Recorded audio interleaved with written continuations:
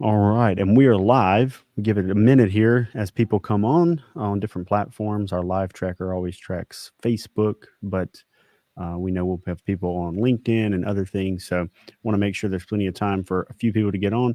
And of course, if you catch this and we're a little bit into it and you want to know what we said the whole time, after it's over, you can go back and watch the entire live. Plus, Sed is going to put it on YouTube as a public video afterwards with the entire length of our conversation. But today, we have Angie here. Angie is with Producers Excel, and she's going to be uh, doing some thought leadership at MedicareCon on panels for advanced markets. They are a sponsor of MedicareCon, and we'll have good expo position in the expo hall. It'll be a great time to network with her and their team on Monday afternoon between 1 and 5, as well as throughout the rest of the event. And so I wanted to bring her on here and kind of highlight what they're doing and then introduce you guys so that when you're there, you can seek her out and get to know the team and figure out how Producers Excel can help you guys succeed in this industry. So thank you for being here, Angie.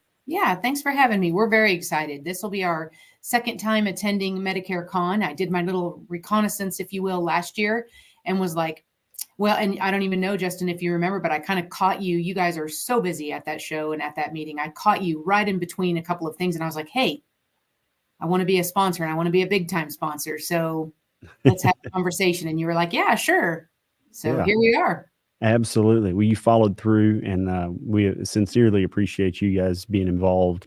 Know it was a good fit because, with FMOs and recruiting agencies, we're very selective at MedicareCon. We want to make sure that we find people that we believe have high values that can support the audience, maybe bring something different to the table. There's a lot of FMOs or a lot of recruiting, groups that don't, in our opinion, do great jobs or add value. They're just kind of like recruit monsters. They just try to see how many people they can get on and whatever sticks.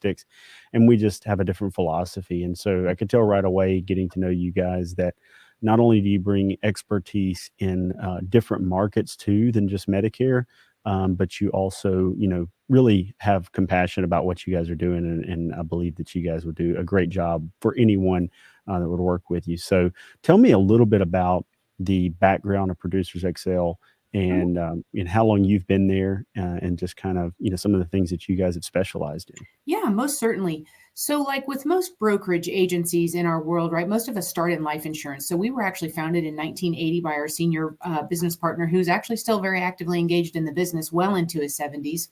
And there's 3 of us business owners, I being one of them. I've been with our agency for 25 years now. And we're a national marketing organization, obviously in brokerage, started in life insurance. So just your traditional fixed life insurance, universal, guaranteed universal, indexed universal, and term insurance. And then we really kind of, our next big step was into long-term care insurance. And so in my little world, everybody kind of knows me as the long-term care nerd. And so if there's anything that there's a question with those 3 little letters, which has now bled over into chronic illness riders, that really is kind of where my passion lies. But we also do quite a bit of production in the Medicare supplement arena. And I was listening to actually one of your conversations you were having about that Medicare Advantage market and right, the networks have to drive it. And so Right. Tupelo, a lot like Salina, Kansas, networks weren't really all that strong. So we're in the Medicare Advantage PDP space, but we don't necessarily deal in metropolises, so big metropolitan areas. So Medicare supplement's still very heavy for us, as well as your critical illness and all of that. And then we do fixed annuities and disability income as well. That's awesome. Yeah. So a lot of experience there in life and long-term care. And I know some of the things that we asked you speak on the panel is long-term care, Social Security planning, and other advanced markets, because I just believe it's right up your alley. And long-term care is just a huge need and value add that, only a couple of people really at the event will be qualified to speak on, right? So you being one of those, I can only think of 2, and so I believe that you'll be a great value add for us. So selfishly, it's like you're sponsoring, but we need people like you in the event to round out these product offerings. I had actually talked to somebody earlier about long-term care, was talking about how one of our client retention team members came to me the other day and was asking me why our agents don't sell more long-term care, because on the service side, she keeps dealing with these horror stories of people having to liquidate estates to get Medicaid to pay for their long-term care process. And sometimes these are families that, had it been properly, you Mhm. know, communicated to them what would happen, that they could have afforded it, or used maybe some asset-based long-term care Yep. solution, or sometimes even a short-term care, or like you Completely said, a agree. chronic rider, something that would have taken the sting off of that. Mhm. Because a lot of these situations aren't, 3, 4, 5 year situations. There's somebody that just needs it Right. for 8 months, and in that 8 months, shoot, they could have had a great, Aetna recovery care or something Absolutely. out there that would have helped do that. And that's a lot more affordable than maybe some of the traditional long-term care premiums we're all accustomed to hearing about. So let me ask you just a Mhm. substantive question. On the Medicare side, we're always running into people at, 64, 65, and then older, right? Mhm. And we're always told that, long-term care markets are great when you can find them in their 50s, upper middle class in their 50s. What's your take on, like, I mean, is there a sweet spot, or is it just knowing enough about the different product variation to where you can basically attack that need at multiple ages? That's a great question because I'll give you a two-sided approach to that. Is there a sweet spot if you're coming from an insurance company perspective? Absolutely, because they want you younger, they want you healthier. You're going to pay premiums for a longer period of time. They've got their return on the investment on that. So that would be a sweet spot for an insurance company. I will tell you, we have enough solutions today that you can find no matter what age that client, and I'm taking them clear up to 85, 88 years old. Don't have a 95-year-old call me and with a whole bunch of health Right, conditions. That's a challenge. But I'll right, even tell you at that level, there's still even some annuities. So it kind of depends on the first thing. And I always tell people it doesn't matter. The question I always get is, well, what's the best solution? Well, there is no best solution. There's no one thing that's going to be the best of all worlds because nobody's fully insuring this risk. And so when you really break it down to what's right for that client, and that even is totally different in the aspect that a husband and a wife don't even necessarily agree. I will tell you that I have a traditional long term care policy that I bought over 10 years ago from an insurance company that doesn't even sell long term care insurance anymore. And it's never taken a rate increase. My husband, on the other hand, just like most men, and I don't want to be that categorically about it, but he says, you know what? I don't need that stuff. Just take me out back.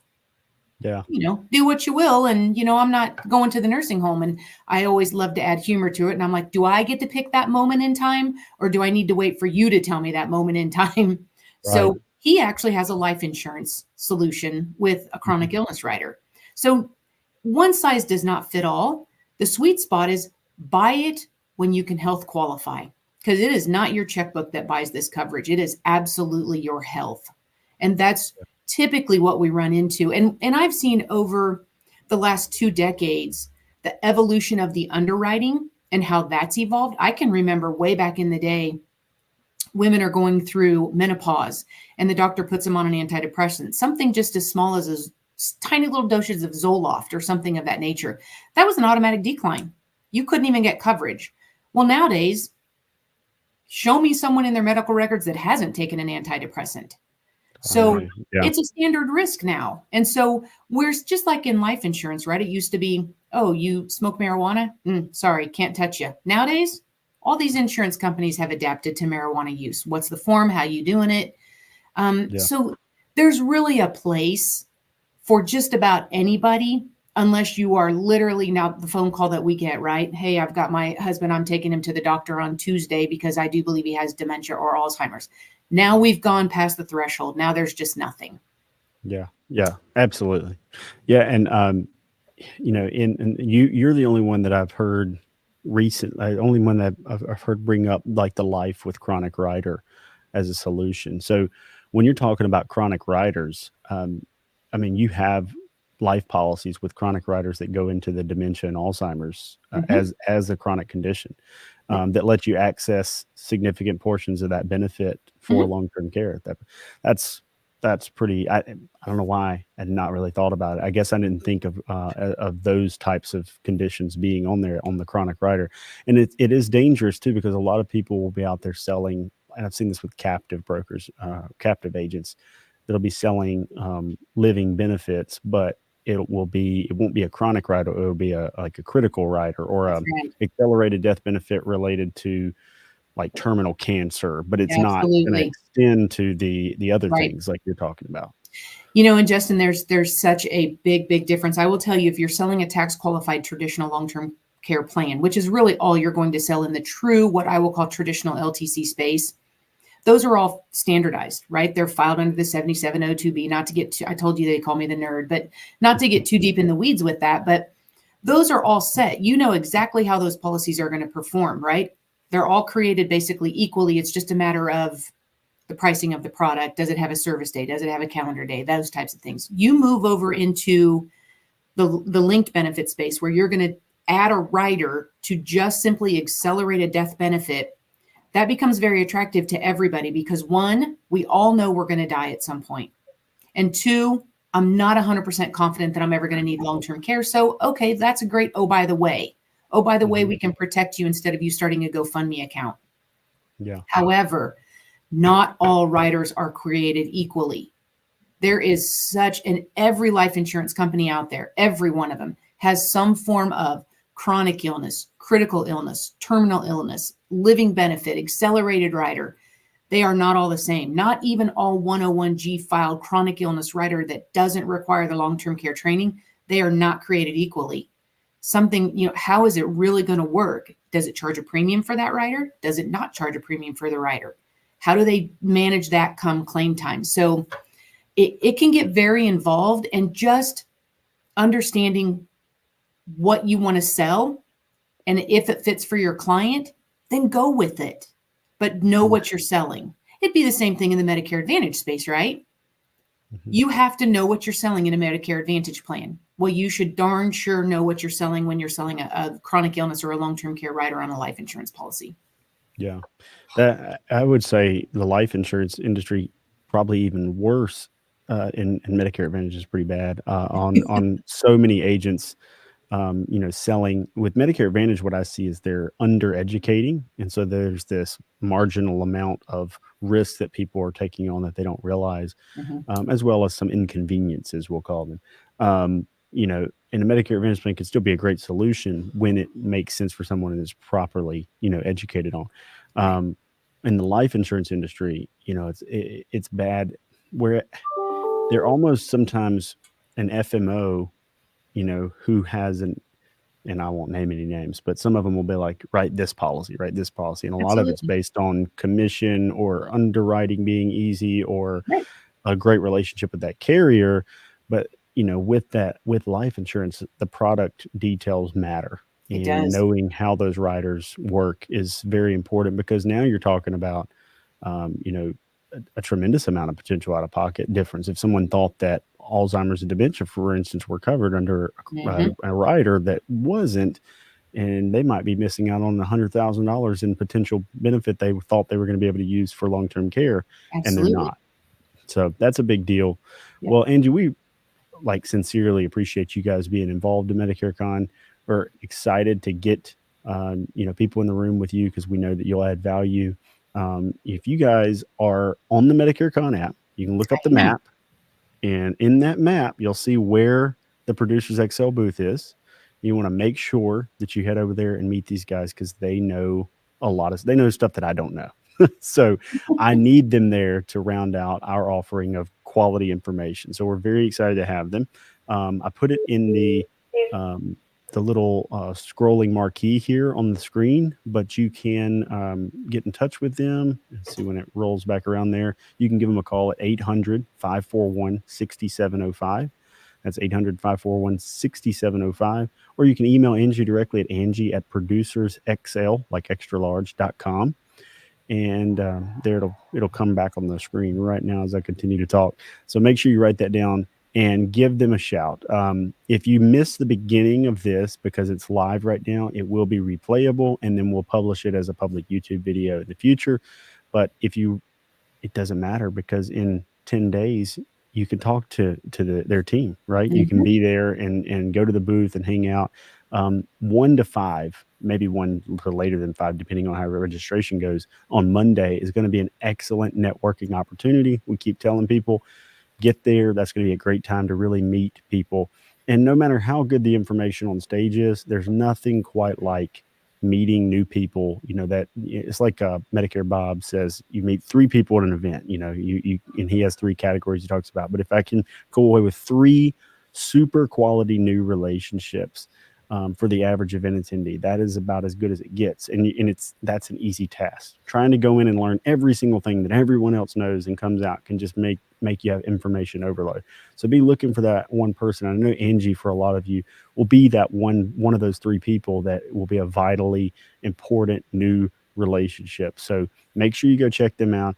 Angie, any last words about coming to MedicareCon or getting in touch with you guys? No, we are just so looking forward to it. I mean, we know how to work a booth. We know how to be engaging. We know how to visit with folks. And Justin, like you said earlier, we are not out here to make a connection with every single person out there. We're looking out here to make connections with people that find value in some of the services that we bring, because we want to bring value to their business practice. And so that's exactly how we like to walk forward. And if that fits and the relationship can go forward, fantastic. But hey, we're just out here looking to make new friends. That's how we feel. Awesome. Hey, every time I talk to Angie, I'm impressed. She's awesome. She's got great demeanor, good information. She knows her stuff. She's to the point and well received. So I'm excited to have her on the stage. Excited to have her involved in the event.